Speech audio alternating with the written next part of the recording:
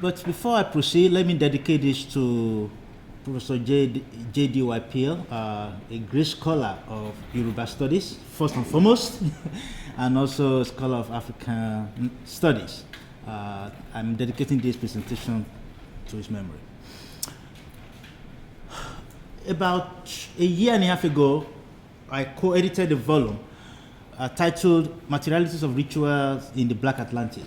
And looking at Yoruba, Congo, Mande, and other cultures of Western and Central Africa, I came to the conclusion that these are perpetually adapting, inventing, reinventing, and modifying themselves. And they challenge our static conceptualization of culture, the way we've been looking at, for those of us who are interested in the history of culture, that these are societies that are very open in their views and also in the way they take in the world. And I think this conference is a demonstration of that. Let me start also by unwrapping some bundles that have been given to us by the pioneers of our different studies. In Yoruba studies, it is very frequent that scholars will say that, the Yoruba became conscious of themselves in the 19th century. and that it was in the Americas that they suddenly discovered, you are Yoruba, great. And then another one is that, the word Yoruba originally was an Hausa word that applied only to the Oyo people. It's not true. All of these are not true. Yoruba is an Hausa word, but it's not an Hausa word. It's actually a corruption of Yagba. It's what become Yaba in Hausa. The connection between the Yoruba region of today and the rest of central Nigeria, northern Nigeria, Hausa land, Yagba played a very important role. Yagba is a small ethnic, it's a small subgroup of the Yoruba close to the Niger, and I will show you why they are very important now. But we encountered the Yoruba through the text, right? When Richard Landa and his brother John they were trying to discover, quote unquote, where River Niger emptied itself. And it passed through Oyo, Ile, the capital of Oyo Empire, in 1830. On March 15th, he went to a market in Oyo and he saw a piece of stone right here. Do I have a pointer here? Oh, no, I can't point. It's okay. And he described it as a stone. And this was actually a crucible, a glass crucible. And then he asked the people, what is this about? And they told him that, this stone came from, was dug up in a country called Ife, which is stated to be 4 months' journey from Kachunga, where, according to their tradition, their first parents were created, and where all Africans were people too. This was 1830, before the people of Oyo became aware of Nigerian nation or anything like that. So there was already this consciousness. Likewise, in 1475, when Pereira Pacheco, one of the first Portuguese to arrive in the Bight of Benin, when he was in Benin Kingdom, they told him of an inland king called, he translated it as Ogane, which is Oni of Ife, whose status, according to Pacheco, he decided the way these people revere this place, this king, the status of that king is equivalent to the status of the Pope among the Portuguese. Again, this was 1475. Well, for us to know the deep past of the Yoruba, we need to really go dig deep down, literally as well as metaphorically. But there's a literal digging here that involves looking at what was the landscape of Yoruba land was like, let's say about 4,000 BC. Well, it was a late Stone Age population, stretching all the way to the middle of the first millennium BC. So these are just what the archaeologists have been able to show us, the distribution of late Stone Age communities. So this was a heavily populated place. But the Yoruba themselves appears to have come from this area we call the Niger Benue Conference. That is where that group. And recently I started, in the last 4 years, I started collaborating with Christopher Ehret of UCLA. That involves me collecting dialects based on about 100 word list that Chris gave me. And he and his students go in their lab and they analyze this. Now, this table may not have any meaning to some of you, but it is a kind of an abbreviation of about 30 dialects of Yoruba that we have been analyzing to begin to map directions and patterns of movements. It's very messy. People are always going back and forth. This will possibly show it better. Again, very simplified. We know that towards the end of the first millennium BC,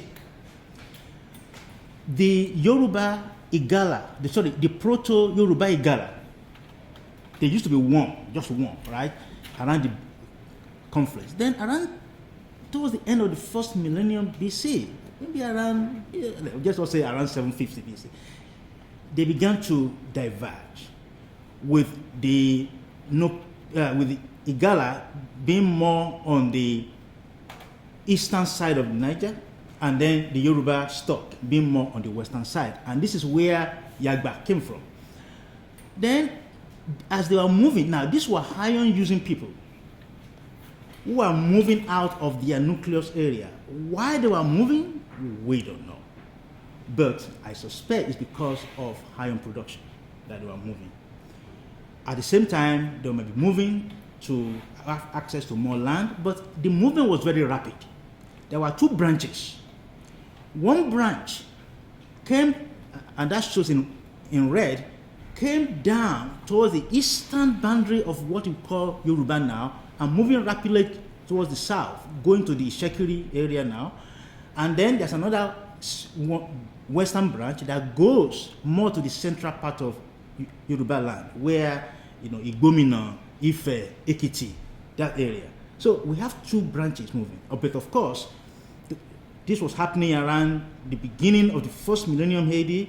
By 500 AD, these people they've already settled down in different places. To create what I call the Ile society, you cannot talk about the Yoruba without talking about Ile. Ile means house. Now, in Central Africa, we see the same pattern. But Levi Strauss was the first person really that I know of to kind of give us a more elaborate theoretical framework of the our society beyond the lineage model that we tend to talk about, which doesn't really apply to the Yoruba at all. Ile is a corporate body of multi-generational households, individuals, families, and residential groups.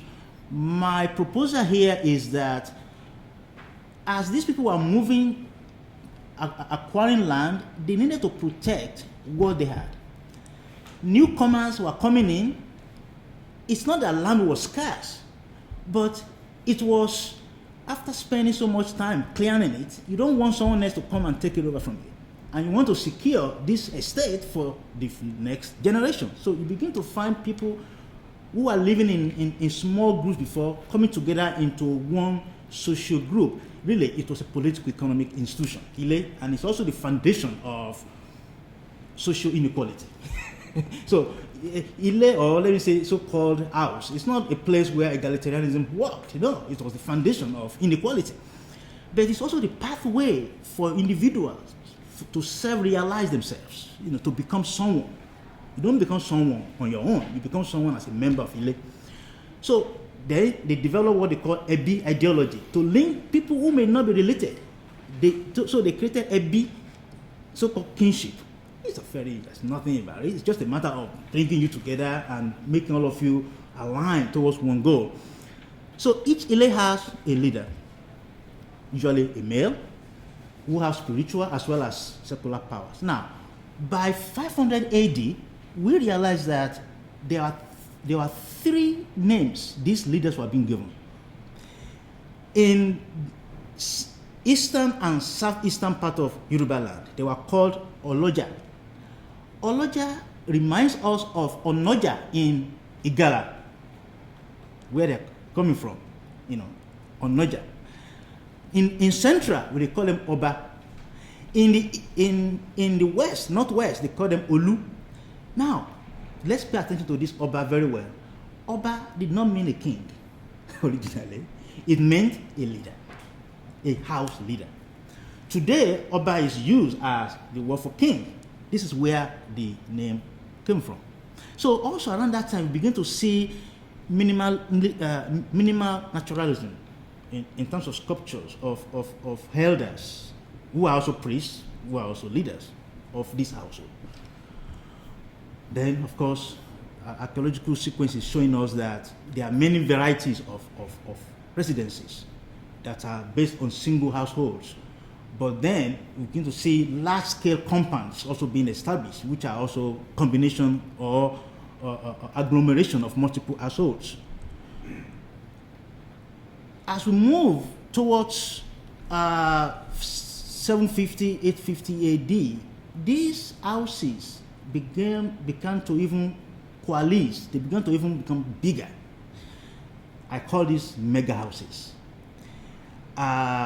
And I've developed a very simplistic model to kind of see the trajectory from Ile, the house, to Ilu. The Yoruba say Ilu. People, JDYPL will say city-state. That's okay. Let's just call it that. But there is a trajectory of how the Ilu developed towards the end of the first millennium AD. Because of time, I'm not going to. But archaeologically, there are signatures of these large mega houses on the landscape. I hold these two maps to Patrick Darling, who has done extensive surveys between Edo as well as Edo and Yoruba region. These are the material imprints of these houses. They were meant to protect the real estate, the land, and for their members to have access to these places. But of course, as time went on, we began to see many of these houses coming together, forming different formations. And this is the model that I've developed, which we can test this archaeologically, and we are already doing that, from hamlets to development of multi-generational houses, to autonomous house polities, mega house polities.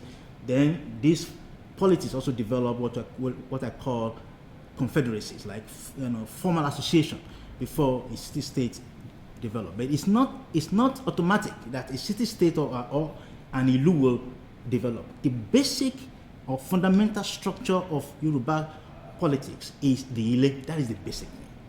Everything else is interpreted, whether it's a city-state or a village, you translate it through the prism of Ile, the house.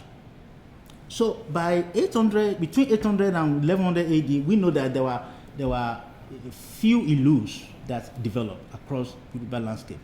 These were social formations that were headed by a very more formal political system that we tend to associate with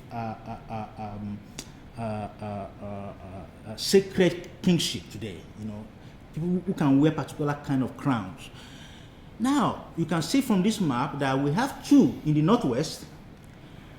We have one called Oba, which is perhaps one of the oldest, stretching from Igbominan all the way to Ekiti. It's a very big kingdom.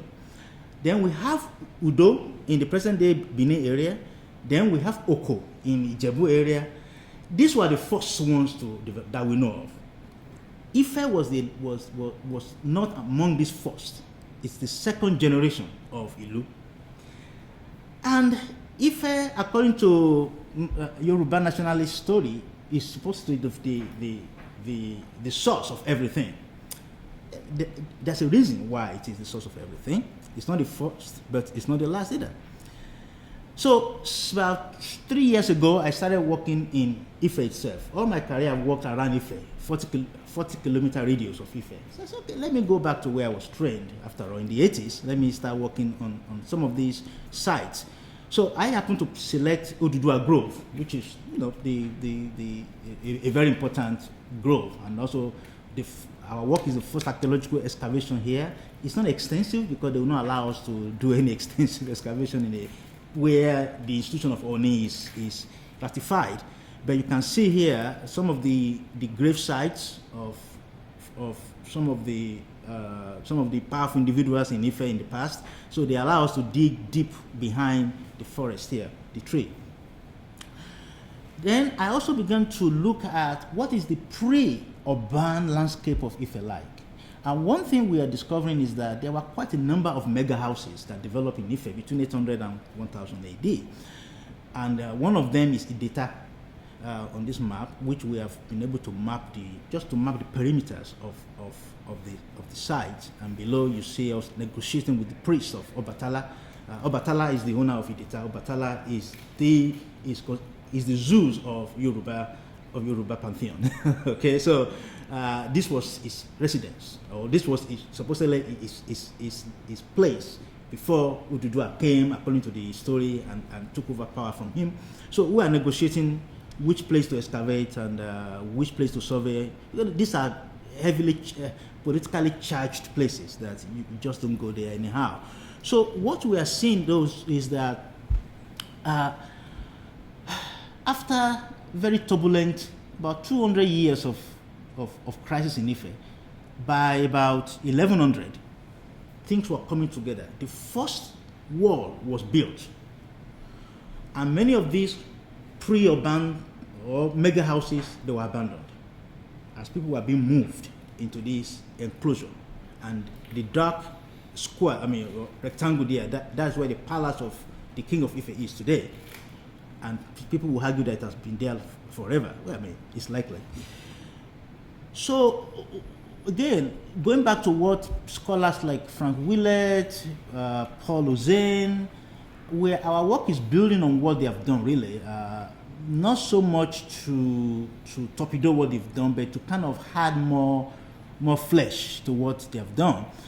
And we know that this was that soon after another wall, the larger wall was also added, going to around by 1400 AD, another wall was added. That made this likely the largest city or the largest political center in West Africa, south of River Niger. So why is it that in 1830, in 1475, in different places, Benin was a very formidable kingdom, Oyo was a very powerful kingdom? Why were they referencing Ife as the center of their ancestry? What made Ife so special when we know that it was not the first to develop the kingship institution?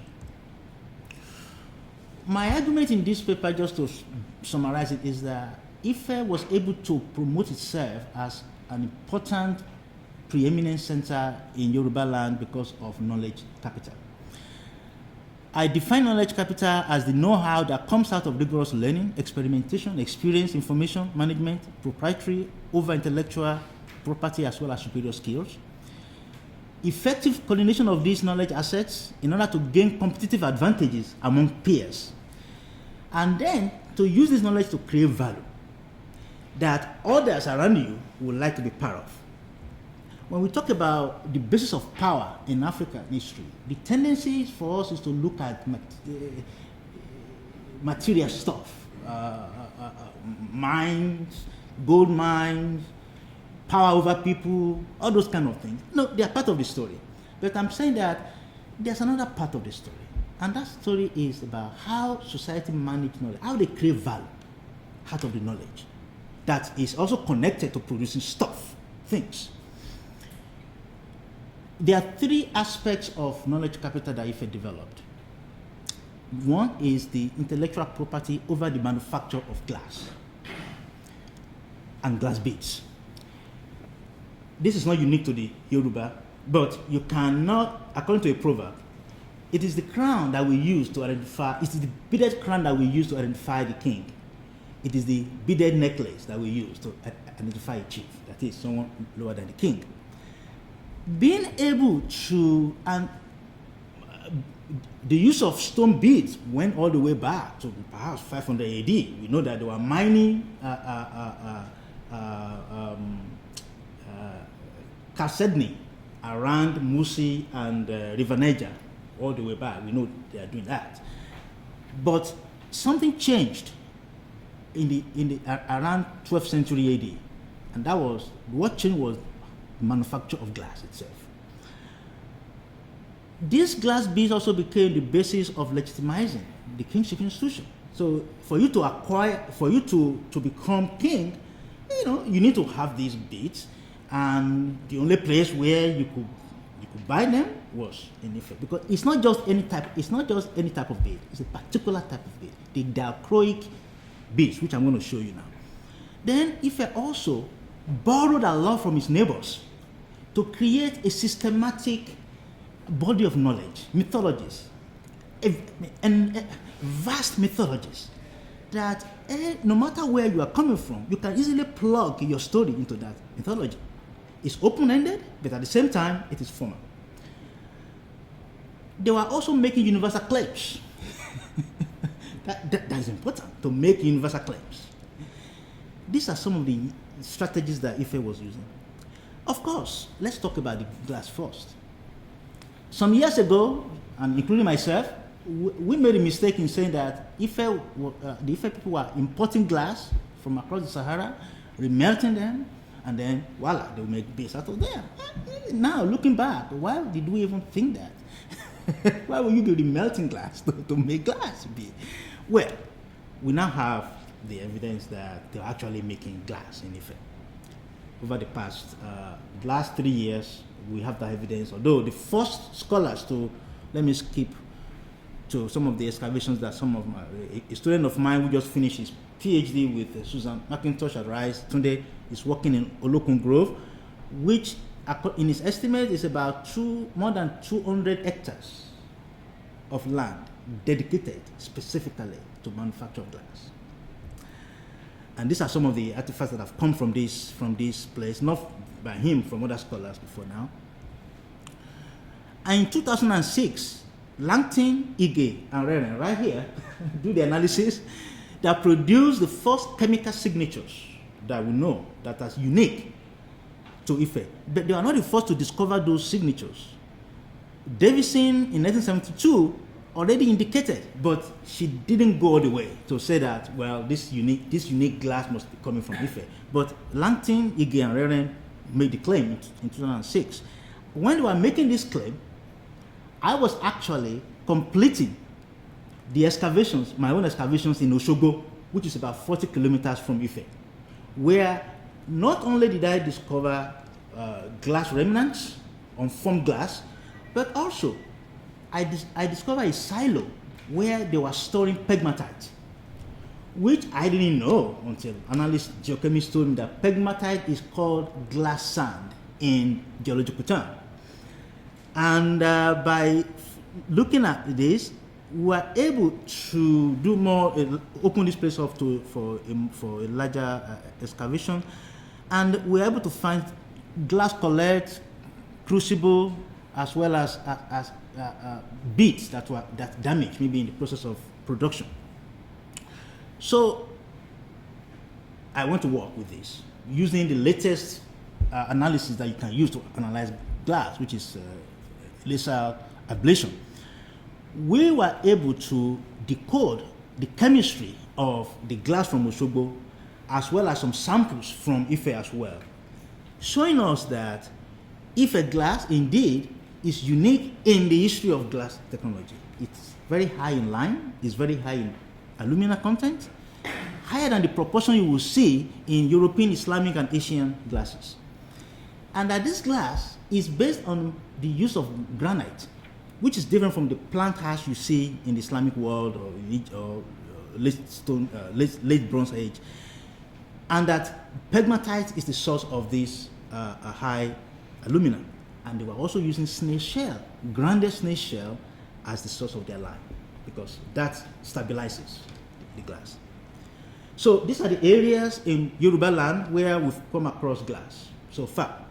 So I now had to go back to my own sites, 13th century in Ilare area, in Oyoile, in Igbo-Ukwu, we know that we have those places there, in Benin, in Owo.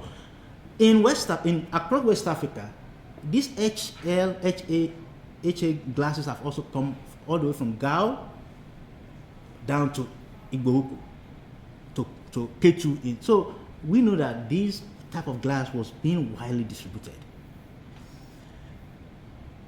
Again, some years ago, I published an article in which I made this argument that, they were importing glass. But of course, I wish I did not say that. But one thing is clear. The political economy of Ife was based on the knowledge of this glass manufacture. And then I didn't go the way to say that they were actually using glass beads as a kind of a transaction. I argued that it was more like a ritual object. No. You don't need 200 hectares of land to be producing something that only the elite will consume. This was being circulated widely and it was being used as money. In fact, many ideas that the Yoruba have about money, the idea of money came from glass beads. And you can see, then if I then use that, this glass beads to standardize the ideology of Oba-Alade, divine kingship. Also to legitimize. That's the second aspect of this intellectual tradition I'm talking about. And the third part, of course, is this a vast cosmogony in which Ife rewrote the experience of time. When we talk about civilization, civilization is about how a community of practice experience time. It's very important. Because if you are not able to, if you do not agree on how you experience time, it becomes difficult to have any dialogue about cosmogony. So being able to change the narrative, and also we always focus on how the 19th century Africans experienced time, but how did they experience time in the 13th century? How did they experience time in the 12th century? It didn't start in the 19th century. I think we need to kind of change our model of thinking about how people in the past experienced their time. And Ife succeeded in rewriting that story. And that made people who are far-flung to begin to think about Ife as the source of their time. So they also appropriated the god of Ogun, for example, did not come from Ife, it came from Ekiti. They appropriated it. They begin to link deities from different places to one another to create a family, an ebi, like a house. And people can easily see in those deities, of course, their own lives as well. So that the Orisha became the compass for navigating life's journey. So whether they are in Cuba, they are in Brazil, the Ile, it becomes important. The Orisha became important, but those two became the compass of navigating life. And of course, we can't talk about Yoruba without talking about Ifa. I don't care where Ifa came from. Some people will say that it's come from, it's an Islamic, it's okay. But the content of that Ifa is not Islamic anymore. Somehow, it is profoundly, the name and everything is profoundly Ife-based. So that's a very powerful tool of uniting a broad region. Ancestor veneration began in the Ile way back in the second half of the first millennium AD. Now, these ancestors became even more elaborate in Ife. Now they acquire these almost portrait-like, of course, these are idealized figures. You begin to see, but also the elite, the so-called royalty, they also continue ancestral veneration. Some of the work that Peter Gallagher did in Ife indeed allow us to see how this ancestral veneration works in archaeological context, dating back to the 13th and 14th century, right? Where he dug out this spot, and also, but this is an artistic reconstruction of that. So that for an individual to become a citizen of an Ilu, you must belong to an Ile. Your citizenship, your rights derive from the house you come from. And likewise, it is through Ile that you realize your ambitions, right? So that you are the manifestation of your Ile anywhere you go. And so that ancestors become very important in not just in terms of having access to resources, but also in having access to power, to authority, to recognition. In Ife, we also realized that this was a cosmopolitan place, a place that drew many people. The Yagba people, the Nupe people, they were there. And those individuals were able to achieve self-realization. despite the fact that they were supposedly do not belong there. No, they belonged. So all of these are showing us that, contrary to the view that Ife was where many Yoruba people left, no. Ife was actually gaining more people than it was given. Think of London and think of New York. It was a gainer of population. It was not the one sending people out. So, of course, idealized royal ancestors also became important for the kings to maintain these, their members of the royal house to have access to this power. They also have to create even fictive ones, right? So you have to make all these elaborate sculptures in copper alloys, celebrating the ancestors. As you will see, I'm not going to go into the details of this, but also commemorative cenotaphs were being erected all over the landscape to commemorate particular deities or to commemorate particular individuals, like the Romanian staff. I'm almost done. Then my goal over the last few years is to see how these patterns, how can we recognize these patterns in Ife in other places? Yes, we could, because the ceramics of Ife, you find them all over, at least about 100-kilometer radius of Ife. And these are not ceramics that were random.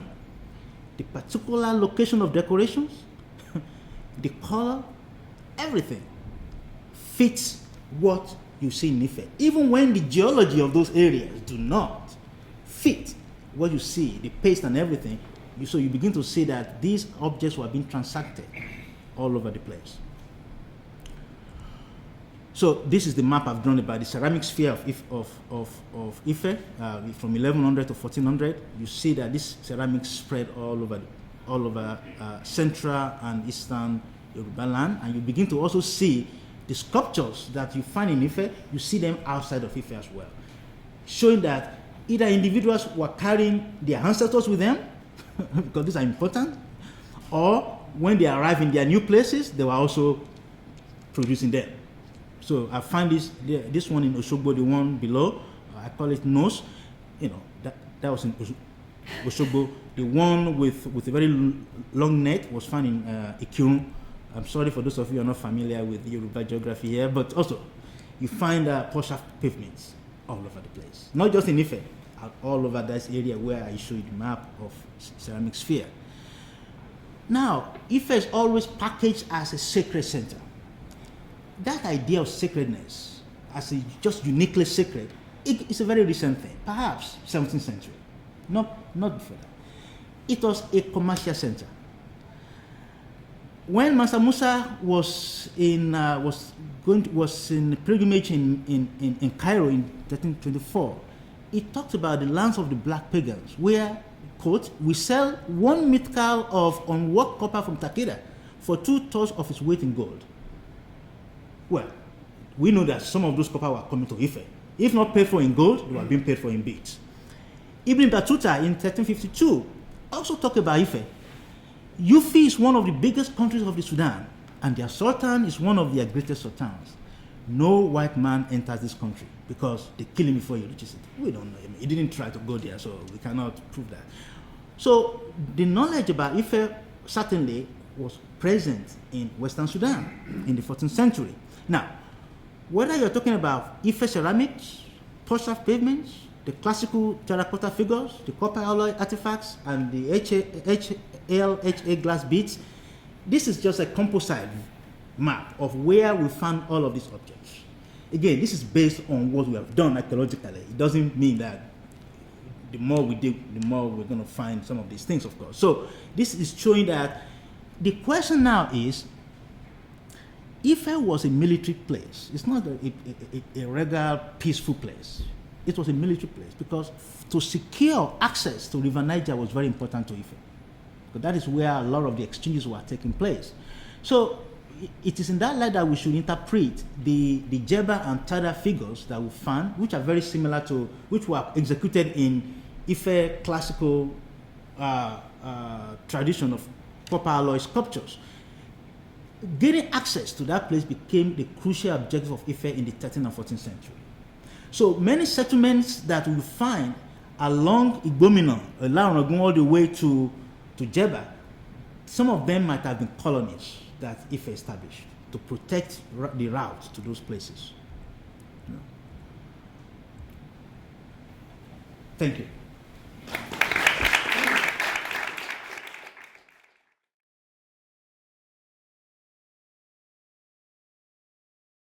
Good to hear that Ife, not the only centre, not the first, but the most important. And it is actually a remarkable testimony to the value of archaeology and the work that is presented. My talk feels at a different space, because this is the conventional map, the Loran Emirate, Oyo, and so on and so on. If we say that, Yoruba ethnicity is a modern thing, really comes into existence 1850 to 1950, which of course you contest, one could argue that the only authentic Yoruba art, of course, is the modern stuff. But then we look retrospectively back at other things, such as this, which I like to call the traditional view of African art, in which the woman is in the background. I didn't notice her weaving a textile. And yet we know from present-day Yoruba, and indeed all through West Africa, textiles are much more important than sculpture. And then, of course, we have the famous Ephemerons in the British Museum. And each of these relate to Yoruba in a different kind of way. I would say we don't, Rowlands would say, well, actually, there's not a king at all. They've always been interpreted as royal figures, not a king because he's not wearing a beaded crown. So I'll come back to that in a minute. But there's another problem, which is that there's a whole tranche of copper alloy castings from unknown places, somewhere here, like that. That's from an illegal excavation. It's with a collector in London. Is it Yoruba? Is it not Yoruba? It's a magic bell. We know that the images of snakes and crocodiles have aggressive, protective, elusive qualities that are actualized in various ways, including the fact of the bell as a thing that makes a sound. And we also know from Jebba and Ife and Benin City and goodness knows where else that this is a set of ideas, a set of imagery embodying a set of ideas of very great antiquity, possibly earlier than Ife, because that's brass, that's bronze. And the problem about bronze, of course, is that we know that bronze was alloyed, smelted and alloyed, we consider elements were smelted and alloyed and so forth in probably the Congo area. And so you in fact have two different copper alloy casting technologies in the lower Niger region, one which is of indigenous inception, and the other which is either trans-Saharan or it's coastal European trade. Now we assume, of course, that is sort of maybe 12th, 13th, 14th century. But the problem is there isn't any firm proof. The probability is it is that old, in which case that's a trans-Saharan technology, whereas this has to be an indigenous technology. And there's enough of this material around that you begin to ask, actually, in this respect, why is Ife different? Okay, next one, please. Now, you showed this picture, and the staff of Orania, and that's just to remind us where we are.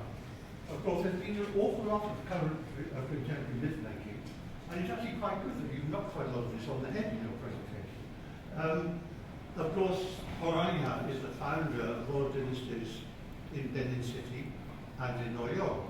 So there are some things apparently located in Ife which spread beyond what we would conventionally call the Yoruba-speaking area. And we need to pay attention to that too. Next one, please. So I just thought I'd do a quick survey. You know, PowerPoint presentations are a new thing for me, and I'm a bit like a child with a new box of toys. In the space of half an hour, I cannot possibly explain every image. I've got a clock here. But you know, sculpture, built form, textile design, beadwork, and so on and so on and so on. You know, Yoruba, whether we think of Yoruba as a 19th, 20th century phenomenon, or whether we look retrospectively back to the traditions inherited from a more recent past, goodness only knows. But it's an incredible thing. Next one, please. And I just thought I'd show some more pictures of copper alloy casting. Ife, of course, the magic bell. Then this thing, identified by wooden fragments of the Lower Niger bronze industry. We don't know where it's from. It came into the British Museum with a collection of material from Benin City, but it's not a Benin City casting. Unlike that, which I just put in to remind us, that's bronze, that's brass, that's from Abishu to brass, that of course is the famous title figure. Uguay Gune, brass, Ife of course, and some casting from Orbo. And they look very much like provincial Benin work, well, except that if you're a Rowland you would say that actually Benin is provincial Orbo work, because of course it's an Orbo cultural nationalist. So the point is there's a great deal of diversity in copper alloy casting. Next one. So first of all, I want to look at wood sculpture. Now most of this is mid-20th century, but never mind. What I want to focus upon is the diversity of form from the Yoruba northeast, the Kaaba region, where they don't have kings. They do now. Kings descended from Ife, but that is a development since the 1970s. In the Kaaba Yoruba, Owe and so on, it was a tradition of elders leading to title taking, just like you find in the Northern Edo peoples and the Igbo and so forth. They lack kings, but they now have them because of this process of Ife list making that, of course, you talked about. But then look at these drums. Op in here and Ijebu. They're the same thing, they're drums for Buni, but you know, quite different, very full naturalistic style, and this very flat schematic. And then the sculpture from the western edge of Europe, which is small in scale and brightly coloured. So you can plot this sculpture geographically. Next one, please. And if we look at a particular area of the kitty, individual carvers, I list them there, although I won't be here. We can plot the distribution. That's Ibomina, Yagba, Opni, Ikiti, Akoko, and so on. And that's the boundary of the empire of Ile-Ife. So we can plot this stuff. Next one, please. And we can go one stage further, which is that of taking a small group of villages, just 12 villages in the northern Ikiti, where incidentally their king, they came out of the ground, and their king came from Ogoyo. So there's more than one myth, in fact, of origins and kingship and so forth within the Yoruba-speaking region. So here you have the same artist 20 years later, or that artist and his working assistant, see the difference of scale, or this artist's son who was taught by him. And then we come over here, because he was a sculptor, and his grandfather carved this, an axe for the family of Ubu shrine, and it was carved before the conquest of the area in 1850 by Adibolo and Congo for the Emirate of Ile-Ife. So this is a work from the early 19th century. Ignore my drawing. And then we have these two, which is two of a group of three figures I found in a temple in Nisare. And people were extremely insistent that they had no idea who carved that. It's before any known sculptor. And what I found was that that the conquest of the area for the Ile-Ife Emirate erased cultural memory. That nobody had any memory of what was done before. So all one can say is that maybe here we have something early 19th century, possibly late 18th century. And for this tradition, that's about as far as you can go. Next one, please. And I just wanted to give some pictures of built form, masquerade. We touched on this. That, of course, is the entrance to the courtyard of the King of Ile-Ife. masquerade of different sorts and so on. And a lot of this, not the architecture, but a lot of this is still, as many of us know, is still alive and well. Next one, please. Well, I don't know well, but alive anyway. And then we have the richness of textiles. New clay weavers claim to have got this type of weaving from Oyo. So there are things from parts of the Yoruba-speaking region which have moved out, just as there are other things which may have moved in. Two different traditions, narrow strip, broad strip, male weavers, though women of weaving households are now doing it, and beadwork, hairstyling, etc., resist dyeing, the narrow strip weaving, and so on and so on. So all I want to do is to give an impression of the richness of this environment. Of course, what the antiquity of this is, we don't know. Now, we know about trans-Saharan trade, copper and brass coming this way, and so on and so forth. And here we have Ife, brass, 19th century, 20th century Abeokuta, Jella, bronze, not Tada, which is brass, I'll come to that in a minute. These two unidentified pieces, bronze, for which the background is Igbo over here on the other side of the Niger. So I want to emphasize the fact that there's more than one tradition of copper alloy casting. One is important because you can't make zinc in pre-industrial environments in sub-Saharan Africa, whereas you can, of course, make, and therefore you can't make brass, whereas you can alloy copper, lead and tin, and the sources are all there. And we come back to that point. In relation to casting, why is Ife different? Why are they employing trans-Saharan technology when a local technology, which there's plenty of evidence, was already there? Next one, please. And then we come to Ife. Well, let's replicate something that you showed. Whether this is an ancestral shrine or not, I don't think that much of the process of interpretation.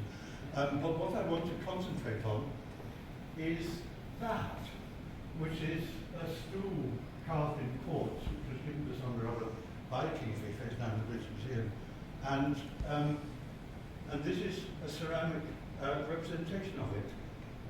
Of course, Ife is a modern town. It has its masquerades, it has its monuments of various sorts. And slowly, bit by bit, we're sort of building up a picture of the place. Next one, please. Yes. This, look at it, it's a figure of those feet sitting across this. It's about 3/4 life size, so you have to imagine it's about this big. Sitting on the stool with a four-legged stool here. This was the reconstruction done by Frank Willard. That's the present, some bits of either being put aside or not being put back on something. That's what it looks like now. But then look at the brass mounts for the two different colours of the glass. These are fragments of glass later where you can pick up this stuff like a pocket full. Almost certainly, this is what those things are there. I don't think, whatever that was used for, this I think is a replication in ceramic of something probably made it ornamented with coloured glass. I mean, it supports your testimony. This was a fantastic case. And some of the other things we've already seen. Next one, please. Now there's the Tada figure, which is more or less pure copper, and there's the Jebba figure, which is bronze. They are not out of the same melting pot, I would say, from an art historical stylistic point of view. We come back to the fact, oh my goodness, Ijebu, Abeokuta, where here you have the bronze section, and here you have the brass section. Now these are all 19th and 20th century. I mean, that's in my house at home. It was new. I got a permit for it. It's not smuggled. Exactly what the date of this is, nobody knows. I mean, the problem with thermoluminescence dating is that unless you have Earth from the place in which it's buried, you don't know what calculations to make.